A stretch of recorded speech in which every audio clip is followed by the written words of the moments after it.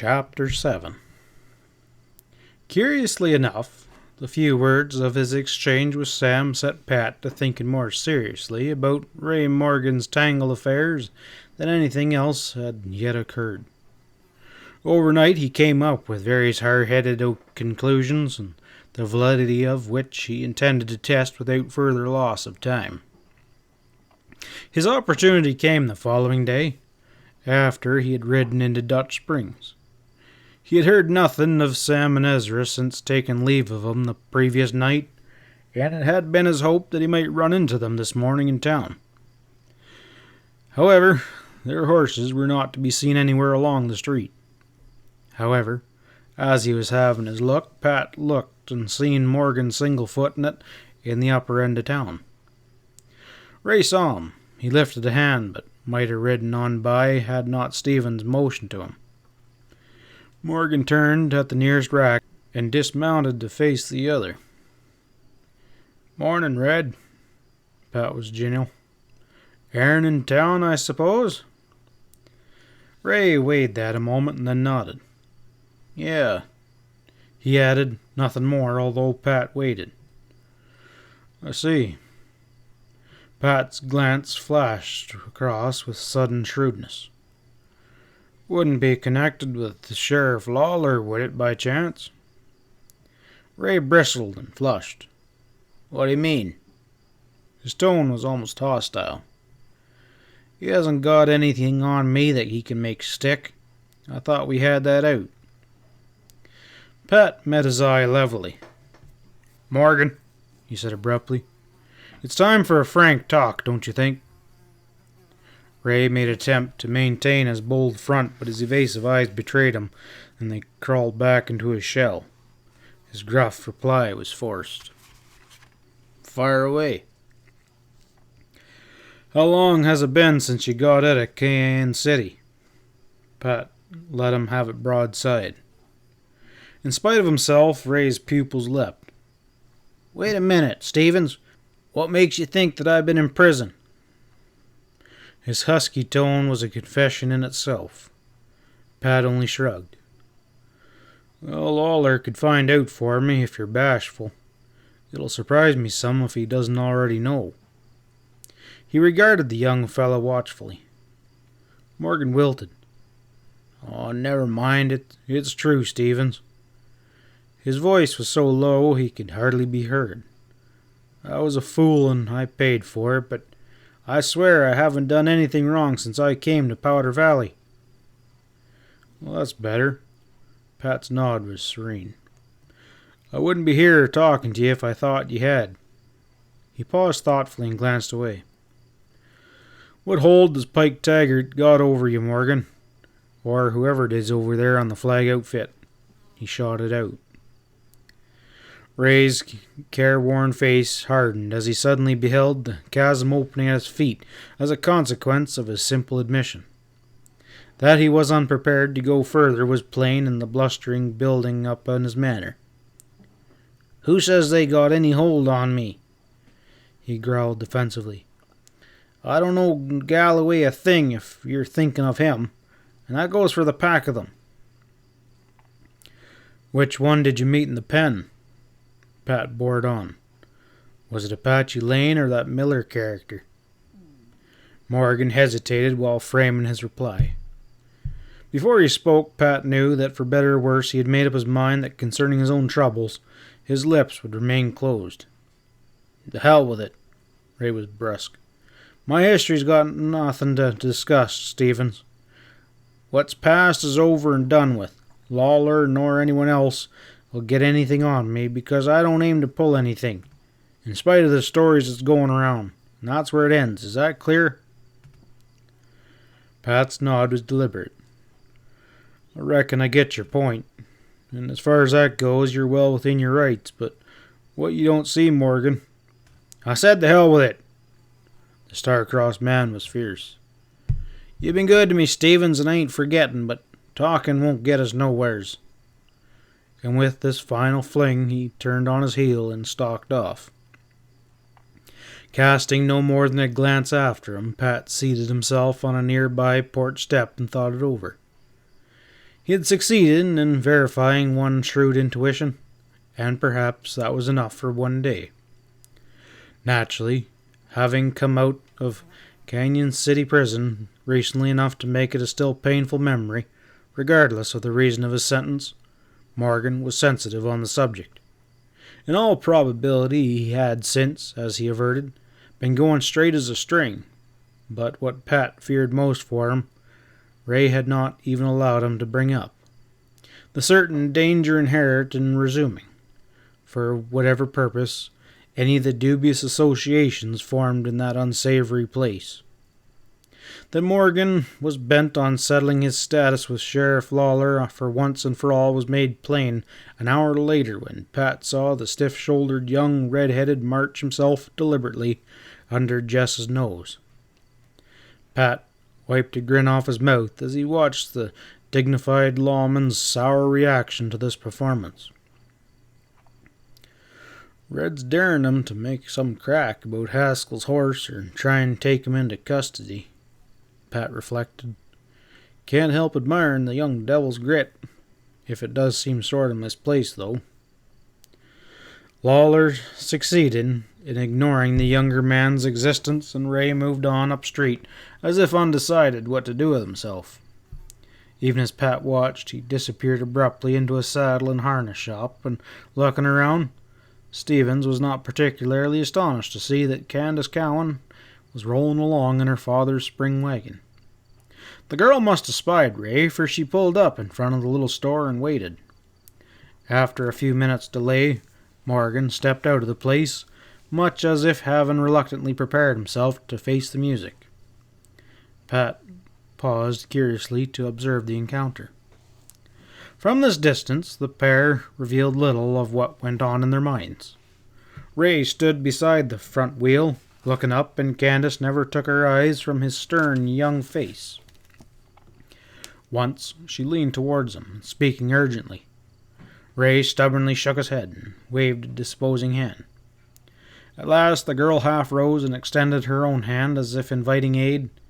Morgan backed away and refused to help her down. Young fool, Pat scowled to himself. Candace wants them to be seen openly in town together, and she's right. There ain't no better way to kill ugly tales about 'em operating in the dark, but Morgan don't seem to be agreeing. Probably he thinks the story about him being up in Canyon City will get around soon enough, and that she's too good for him anyway. He's dead right there, but that's true about all of us. He paused, watching as a horseman came jogging up the street and turned into the hitch rail below the saddle shop and hailed Morgan familiarly as he swung down. It was Corny Miller, the discredited and not too brainy flag puncher.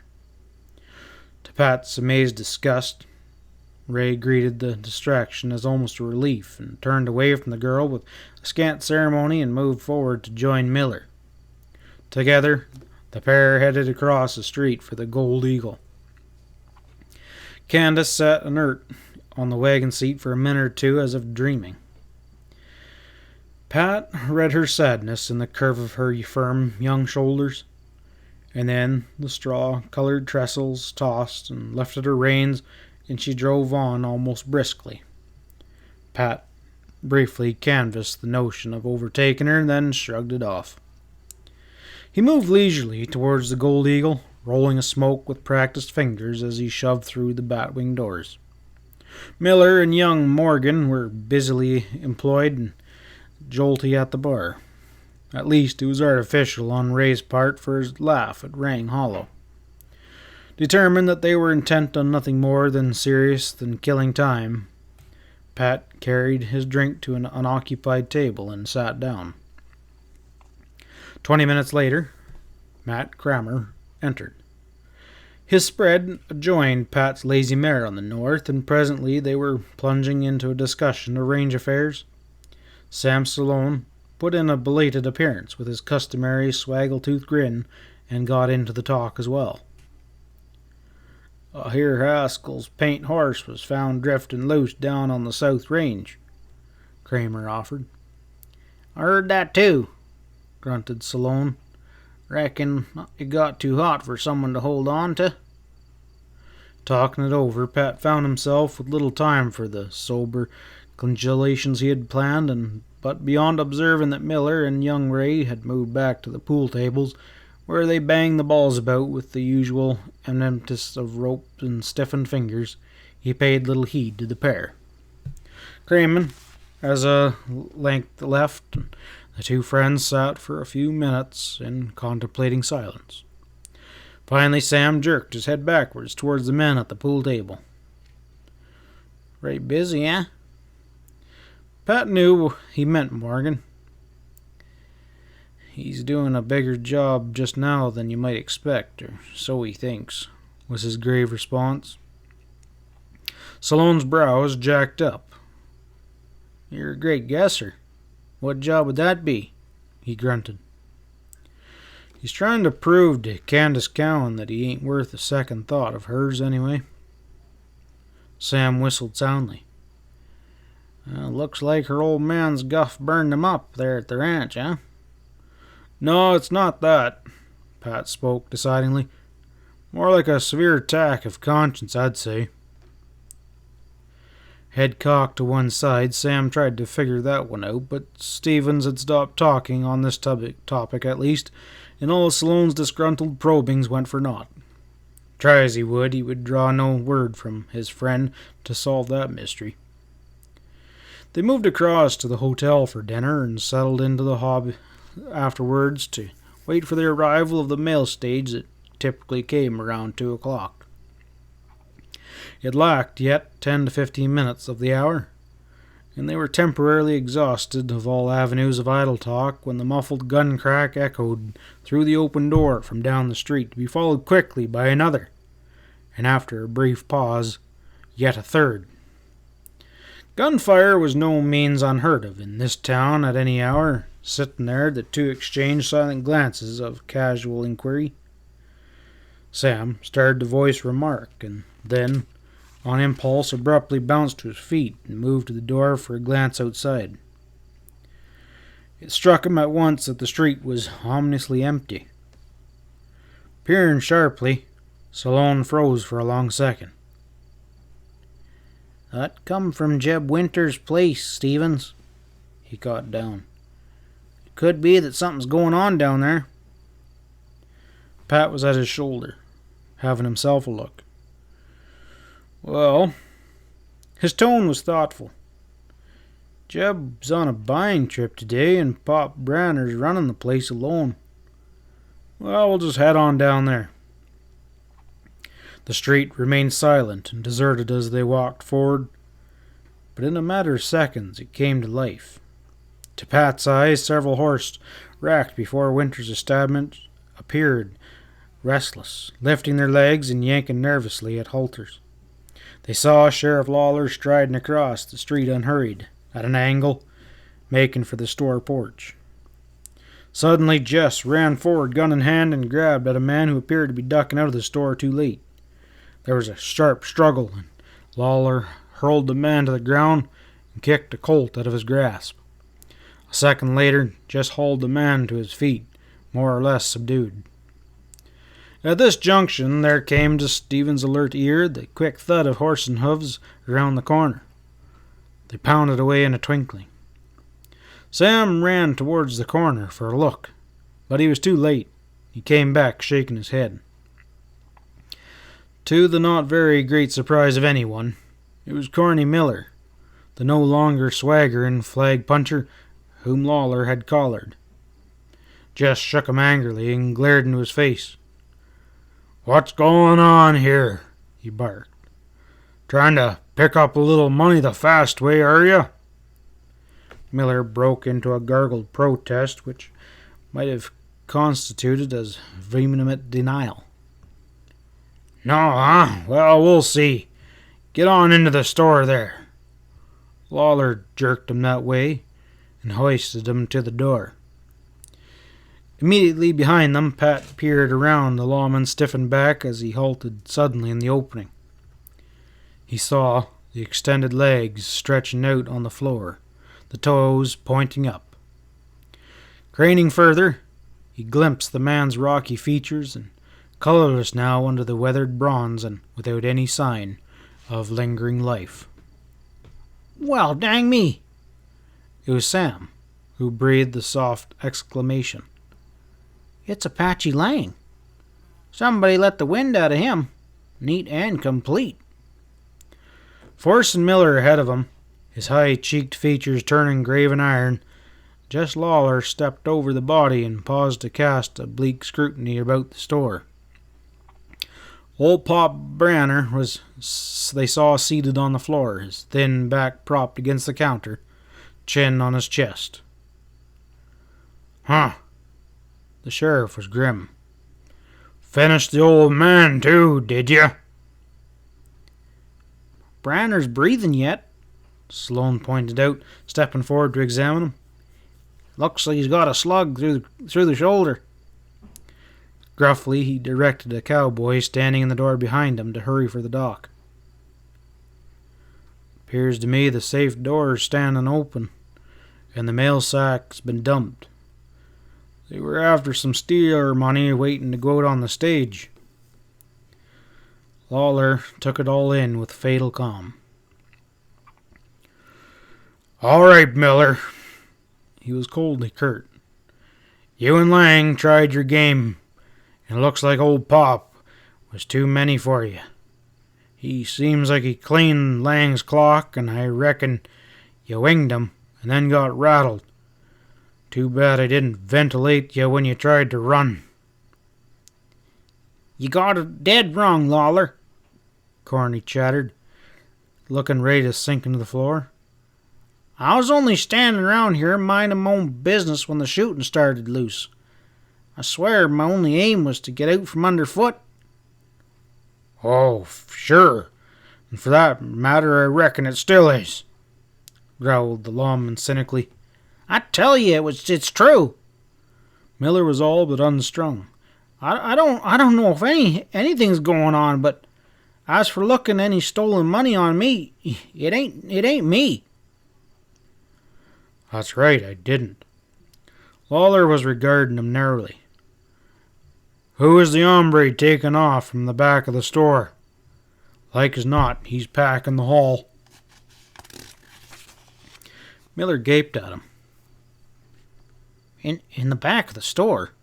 he repeated stupidly, in a manifest play to gain time. He caught himself then. I never saw nobody, Lawler," he insisted too earnestly. If you're dreaming, then that must be some natural mistake." Just pierced him with condemning eyes. "Mistake is right. Meanwhile, where's that young Ray Morgan?" "Oh, he left." Corny spoke with nervous haste. I don't know where he's gone, Sheriff, but he..." "Well, he ain't in sight now." Lawler nodded curt confirmation. "That's what I notice. Only he was all morning up and down a little while ago." He stared his contempt, never relinquishing an inch of his ground. "Why don't you come clean, Miller? It was Morgan, and he dusted when the goin' got hot." He delayed to lead point to his next words. "You ain't making easier on yourself by stalling, man. You ain't getting away, and we're sure to come to the end of this." Miller looked down at the floor, crestfallen, keeping his glance away from where the doctor worked busily over the unconscious Brenner. "Yeah, I guess that's right," he shrugged hopelessly. "Okay, Lawler, Morgan was here, but he had no more to do with this business than I did." Pat studied the puncher shrewdly. Miller's hesitations and his overly positive statements seemed exactly calculated to strengthen those very suspicions against which he appeared to be protesting most eagerly. It was almost as though he was damning Ray Morgan by design. Stevens made note of that curious fact and filed it away. Lawler nodded sternly. "Well, that's more like it." he encouraged gruffly. "Saw Morgan was here, only he left kind of sudden like. Never mind why, though." He lifted a beefy hand as Miller would have spoken further. "We'll take care of the details. Ray'll have his own story to tell when I lay hands upon him. I don't think it's gonna pass the mustard, though, unless he decides to spill the beans right off." He seemed to have disposed of the subject for the present. "All right, Miller. I'm taking you down to the jail." "You better hunt me up a law shark, too, while you're at it," Corny muttered. Sam moved over to Pat's side as the marshal and his captives left the store. "This is bad, Stevens. I knowed Morgan got his foot caught in a crack, but he would have persisted in fooling around, though." Pat lifted his chin, not particularly worried if his casual tone meant anything. "Well, don't forget this Corny Miller's fine story you heard in Lawler's," he reminded Sam evenly. "Pop Brenner will have something to say when Doc snaps him out of it. Unless I'm missing my guess, what he knows would put a different face on this whole business, Sam." Saloon glanced at him slowly. "Why, say," he exclaimed guardingly. "You know, you might have an angle there, and maybe a smart one to boot. Wonder if Jess Lawler's thought of that little wrinkle." End of chapter 7.